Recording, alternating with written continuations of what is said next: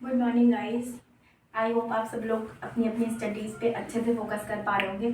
इस समय तो एकदम मतलब बहुत कम टाइम बचा है हमारे एक बहुत इम्पॉर्टेंट एग्ज़ाम के लिए, LIC AAO।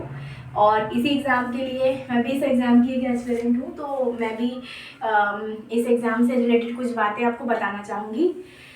दूसरी चीज़, हमारे इस चैनल पे और भी, ये चैनल है आपका अविनाश मैथ्स मंत्रा, तो इस पे हमें जो भी वीडियो, जो भी टॉपिक इन्फॉर्मेटिव लगता है या जो भी टॉपिक से आपको किसी भी प्रकार की नॉलेज मिल सकती है, तो उस पे हम लोग इस पे वीडियो बनाने की कोशिश करते हैं। अविनाश सर आपको मैथ्स का और रीजनिंग या इंग्लिश से रिलेटेड और बहुत अलग अलग टॉपिक्स हैं गाइस, जैसे कि जो 6 to 12 के स्टूडेंट्स हैं, स्पेशली 6 to 10, उनको जो छोटे छोटे टॉपिक्स हैं अर्थमेटिक के वो डिस्कस करते हैं। केमिस्ट्री और फिजिक्स के भी कुछ टॉपिक्स उन्होंने किए हैं। मैंने इस चैनल पे कंप्यूटर के वीडियोस दिए हैं आपको नॉलेज गेन करने के लिए, या आप अगर किसी एग्ज़ाम में जाते हैं तो उसमें भी आपको हेल्प होगी।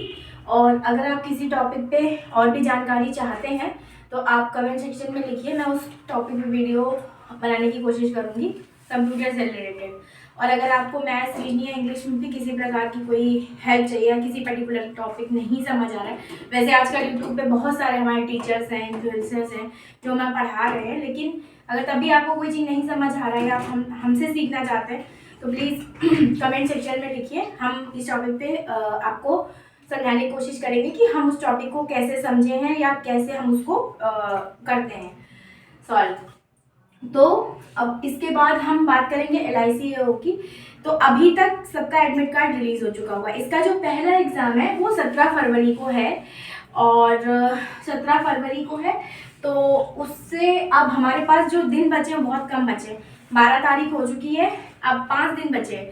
तो इस 5 दिन में क्या करना है, सबसे पहले तो आप अगर मतलब मेडिटेशन में बिलीव करते हैं या योगा वगैरह में बिलीव करते हैं, एक्सरसाइज में बिलीव करते हैं किसी तरह की, तो आप अपना मॉर्निंग में एक रूटीन बनाइए कि सुबह उठ के आपको सपोज 6 से पहले तो नहीं उठेगा कोई, तो मान लीजिए आप 6 AM उठ गए, तो आप एक हाफ एन आवर का, ज़्यादा मैं नहीं बोलूँगी, हाफ एन आवर का एक टाइम स्लॉट डिसाइड कर लीजिए, 6 to 6:30 या 6:30 to 7, जैसा आपको लगे। उसमें आधे घंटे के लिए आपकी जो भी एक्सरसाइज है 10 मिनट में वो कर लीजिए। 10 मिनट में आप कोई प्राणायाम करते हो तो वो कर लीजिए, और 10 मिनट आप कुछ मत करिए, आंखें बंद कर लीजिए, सीधे बैठ जाइए, जैसे ज़मीन पे आसन वगैरह करने के लिए बैठते हैं, सीधे बैठ जाइए, आंखें बंद कर लीजिए, और अपनी आंखों को बंद करके यहाँ पे फोकस करते हुए, इस पॉइंट पे फोकस करते हुए, आपको जो भी मतलब अपने दिमाग को एकदम खाली कर दीजिए, कुछ सोचिए मत 10 मिनट के लिए, बस फोकस करके यहाँ पे ओम ओम जो शब्द होता है हमारा, उसका मतलब आपको या तो आप मतलब मुंह से बोल भी सकते हैं या मन में भी कर सकते हैं, जाप जैसे भी आपको करना है। 10 मिनट के लिए सिर्फ ओम बोलिए और यहाँ पे देखने की कोशिश, आंखें बंद कर लीजिए, लेकिन फोकस आपका यहाँ पे होना चाहिए, दोनों आंखों के बीच में, ये नाक के ऊपर वाले पॉइंट पे, 10 मिनट के लिए सिर्फ। इसके बाद आप उसके बाद अपना जो भी आपका है, आपको जो भी डेली वर्क है वो निपटाइए, अपना नाश्ता वगैरह कीजिए। फिर उसके बाद जिस मतलब कैंडिडेट का एग्जाम जिस टाइम स्लॉट पे है, ठीक है, उस टाइम पे 1 ST दीजिए नॉर्मल। जज मत कीजिएगा खुद को कि अरे इसकी कट ऑफ इतनी रह गई, मेरे तो इतने ही नंबर आ रहे हैं, कट ऑफ से कम आ गए, ज़्यादा आ गए, कुछ नहीं।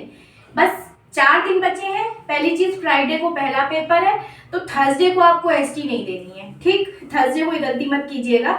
ये मैं सिर्फ 2-3 दिनों का बता रही हूँ आपको।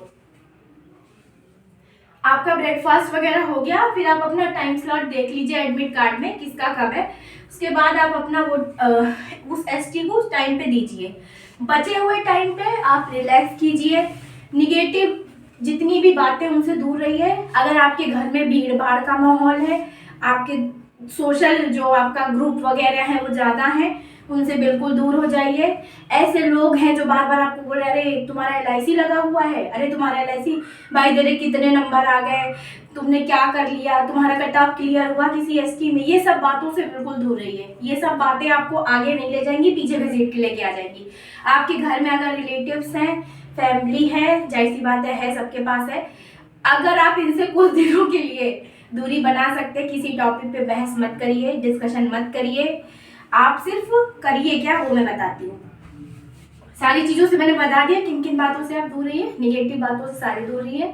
कोई आपको जज कर रहा है उसकी बात मत सुनिए, कान बंद कर लीजिए, वहाँ से चले जाइए। कोई आपसे उलझ रहा है कि तुम इतने सालों तक अभी तक जॉब नहीं ले पाए, क्या कर रहे हो क्या नहीं कर रहे हो, तो उससे भी थोड़े दिन के लिए, एटलीस्ट थोड़े दिन के लिए जब आपका पेपर है, दूर रहिए।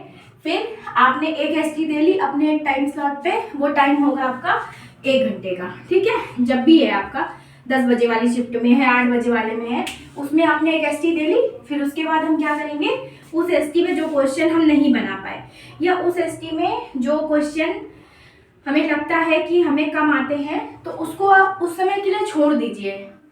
उसमें आप ST देते वक्त एक बात और ध्यान रखिएगा गाइस, उन्हीं टॉपिक को उठाइएगा क्वेश्चन जिन पे आपकी प्रैक्टिस अच्छी है, या जिसको हम बोलते हैं कि जो आपके स्ट्रॉन्ग टॉपिक्स हैं। जैसे सपोज कोई इंसान है, उसको ब्लड रिलेशन है, ठीक है, और डायरेक्शन एंड डिस्टेंस है, ठीक है, डायरेक्शन एंड डिस्टेंस। तो अगर उसको ये टॉपिक का इजी लगता है, वैसे इन दोनों में से एक ही टॉपिक अगर आता है पेपर में, मैं आपको एक कंपेयर करने के लिए बता रही हूँ कि आपकी ST में 2 तरह के क्वेश्चन हैं और आपको ये ज़्यादा आता है, इसमें आपकी एक्यूरेसी अच्छी है और ये भी है, तो इसको मत बनाइए, आप इस पे पहले फोकस करिए। बताने का मतलब समझ गए होंगे। ये दोनों टॉपिक जनरली एक साथ नहीं आते हैं, लेकिन कभी कभी आते भी हैं, बहुत रेयरली। तो मेरा बताने का मतलब ये है कि जो ST आप देख रहे हैं, अगर उस टॉपिक पे आपको पता है कि आप इसको बना ले जाओगे जल्दी से, तो उसको छूइए। क्वेश्चन पेपर खुला, तो पेपर खोलने के बाद आप लास्ट तक देखने की गलती मत कीजिए। उसमें आपका 1 से 2 मिनट चला जाता है, कोई मतलब नहीं। जो क्वेश्चन आपके सामने आया है, आपको आता है, शुरू हो जाइए, नहीं आता है नेक्स्ट क्वेश्चन, ठीक है। और दूसरी चीज, टॉपिक जो जितने आपके स्ट्रॉन्ग टॉपिक हैं या छोटे छोटे क्वेश्चन है, मान लीजिए कोई पजल है, बड़ी सी पजल आ गई, आप फंस गए उसमें, तो आप ये डिसाइड कर लीजिए कि अगर छोटे छोटे टॉपिक हैं, आपने देख रखे हैं कि आपको आते हो, आपके पेपर में आए हुए, तो पहले उनके क्वेश्चन बना लीजिए। आपकी वो बात सुनी होगी ना, बूंद बूंद से घड़ा भरता है। वैसे इस समय जो पेपर आ रहे हैं, इस समय का जो पैटर्न है वो थोड़ा ज़्यादा, मतलब कैसे बताएं, ये तो लेंदी की तरफ जाता है या तो टफ की तरफ जाता है। एकदम ये नहीं बोलेंगे कि अब वो जमाना नहीं रहा कि आप क्वेश्चन देखते ही आंसर टिक कर दिए। और इसमें गेस वर्क तो बिल्कुल मत करिएगा। हाँ, मैं मानती हूँ इसमें निगेटिव मार्किंग नहीं है, लेकिन फिर भी इसमें गेस वर्क मत कीजिएगा। उससे क्या होगा ना, आपकी एक्यूरेसी पे फर्क आएगा, तो फिर आपका कंपैरिजन मान लीजिए किसी दूसरे बेसिस पे हो रहा है, तो आप एक्यूरेसी में अपनी पीछे आ जाओगे। ये नहीं है कि इसमें नेगेटिव मार्किंग नहीं है तो मैं पूरे मैथ और रीजनिंग में 35-35 टिक करके चला आता हूँ, ऐसा मत करिएगा। जो क्वेश्चन जैसे आप बाकी बैंकिंग एग्जाम्स हैंडल कर रहे हैं, जैसे देते आए हैं, उसी तरह इसको भी लीजिएगा, एक्यूरेसी फोकस कीजिए। इंग्लिश में क्या है, इसमें क्वालिफाइंग नेचर है शायद, है ना, क्वालिफाइंग नेचर है, तो उसमें क्या करना है कि उसमें हमें आई थिंक आप 10 नंबर भी ले आओगे तो चलेगा आपका। तो उसमें अगर आप 15 क्वेश्चन भी सही बना रहे हो, आपकी एक्यूरेसी अच्छी है, आपने 15 भी बनाए, तो उसमें ज़्यादा टेंशन मत लीजिएगा, उसमें ज़्यादा नंबर नहीं लाने हैं, उसमें सिर्फ क्वालिफाई करना है। ये नहीं कि उसमें भी पता चला 30 में 30 टिक कर दिया, ढेर सारे गलत हो गए, ऐसा मत करिएगा। तो आपका जो रूटीन रहा अभी तक का वो ये रहेगा, आपने एक सुबह उठना है, आधे घंटे का आपका ये मेडिटेशन वाला जो चीज़ है या प्राणायाम वाला, जो भी आप पसंद करते हो, जैसे भी आपको रिलैक्स मिलता हो वो करिए। उसके बाद आप अपना रेगुलर जो आपका डेली शेड्यूल है वो कीजिए, नाश्ता वगैरह कीजिए। फिर उसके बाद जो टाइम स्लॉट है आपका उसमें आप ST दीजिए।